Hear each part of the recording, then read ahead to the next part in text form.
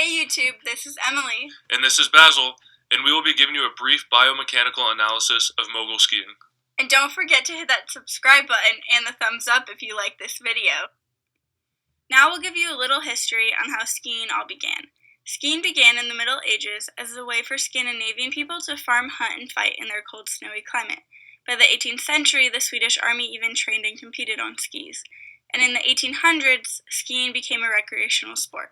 In 1967, the first World Cup of ski racing was created by the coaches of the US and French ski team. And in 1971, the first mogul skiing competition happened, which is what we really care about for today's video. In the 1980s, the popularity of ski films also increased the popularity of skiing, and present-day modern shaped and wider skis have helped the efficiency of how skis turn and skiing in deep powder. Okay, now you may be wondering what a mogul is. Moguls are created naturally by the wind and by skiers going down the slope, scraping ski down onto the downhill side of moguls to avoid severe knee compression, which makes moguls bigger. Each mogul has 6 different terrain elements. There's a spine right down the middle, 2 secondary fall lines on the side, and the 2 troughs around the outside of the mogul where skiers usually ski around. The important thing to know about mogul skis is that they're a lot shorter than normal. Skis used for men are usually around 185 centimeters, while skis for women are usually around 175 centimeters. Here are some other numbers talking about basic logistics of normal moguls. Now onto how mogul skiing is scored. Scoring is based on both aerial maneuvers, which we're not going to analyze in today's video, and the turn technique, which is most important and what we'll be spending our time on today, which influences the speed and time it takes for skiers to get down the hill. If you're still not sure what mogul skiing is, here's a quick clip that'll show what it is in real time.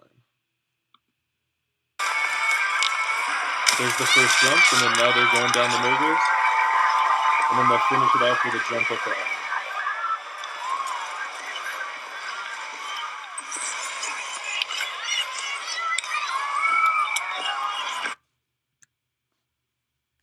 end. Okay, now onto our first biomechanical concept we'll be talking about today, friction. Friction is the resistance to the motion of an object moving relative to another. In skiing, the force that the snow places on the skis as a skier goes down the hill is resisting its forward motion. Skiers try and reduce this friction often by putting wax on the bottom of their ski, creating a smoother surface. This wax also reduces the coefficient of kinetic friction, which, multiplied by the ground reaction force of the skier, equals friction. Okay, everything from the previous slide about friction applies here, but focusing specifically on mogul skiing. As you can see in this picture, when a skier is going between mogul to mogul, only a small portion, the portion right underneath the skier's foot, is actually in contact with the snow below it, which means that there's a smaller amount of the ski that's being resisted by the snow while turning, and this decreases the effect that friction has on the skier. The next biomechanical concept we'll be talking about today is the joint reaction forces associated with mogul skiing. So a joint reaction force is a force generated within a joint due to external forces. And in mogul skiing, the 2 external forces we're interested in are the ground reaction force and muscle contraction forces. A study found that in mogul skiing, the primary types of muscle contraction associated with it is concentric muscle contractions. Now in skiing, there's a high ACL injury risk associated with higher joint reaction forces. The max joint reaction force is at 90 degrees of a squat because that is where torque is maximized. And on a further slide, we'll show how that is true. There's evidence that shows that mogul skiing uses down unweighting turns versus up unweighting turns. In using down unweighting turns, you're minimizing torque and the joint reaction force. So the difference between a down unweighting turn and an up unweighting turn is when A skier is skiing from side to side, making the S's in the snow. Instead of pushing off of the snow in order to make the turn, they're pulling their knees towards them. So down unweighting is using hip flexion, while up unweighting turns are using hip extension. The next biomechanical concept we'll be discussing today is torque. Torque is defined by the two equations we have up on this slide. So something interesting about mogul skiing is that most of the rotational movement is assisted by the slope of the mogul and not actually created by the force of the leg muscles. When you approach a mogul, the slope of the mogul angles you downwards towards the other mogul, so you don't actually need to push off with as high as a force as you would have if the slope wasn't there.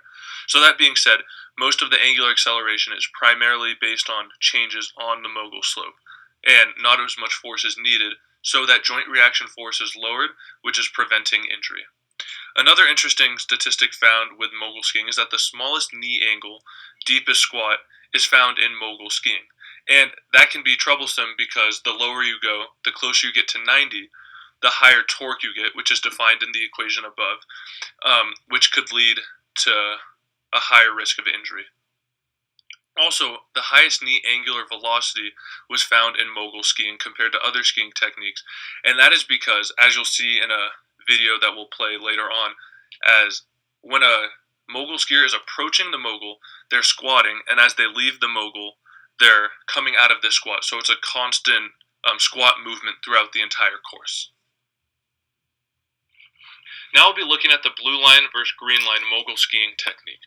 The blue line route consists of a longer path, as you can see in this picture here, a faster and greater turns, which leads to greater torque, and also requires faster reflexes, which makes it more dangerous. So if you're trying to minimize torque, therefore minimizing injury, you would want to take the green line technique. And if you want to turn faster, have greater turns, and ultimately maximize your score while mogul skiing, then you'll do the blue line technique. So beginners generally go with the green line technique, while elite athletes and Olympians generally go with the blue line technique. The last biomechanical concept we'll be discussing is angular momentum. Angular momentum is a measure of the rotational movement of an object. Something interesting with mogul skiing compared to other skiing techniques is the skis are smaller and shorter, which lowers their moment of inertia, which further allows them to generate a higher angular velocity. With such high angular velocities, you can imagine that it's easier to spin out of control and fall and ultimately injure yourself. But something that's interesting with mogul skiing is that the upper body acts as to control the angular momentum of the legs because it has a larger mass. So the legs are turning from side to side while the upper body is stable and still, counteracting the movement, which makes the upper body seem quiet or still, and that's due to the upper body not rotating. So you're actually not trying to maximize angular momentum. You're trying to keep a steady angular momentum that doesn't reach too high, or else you will be able to spin out of control. In the next slide, we'll show you a video. The person on the left has a still upper body, and they make it down the mountain doing very well, whereas the person on the right, you'll notice that their upper body isn't still, and they end up falling.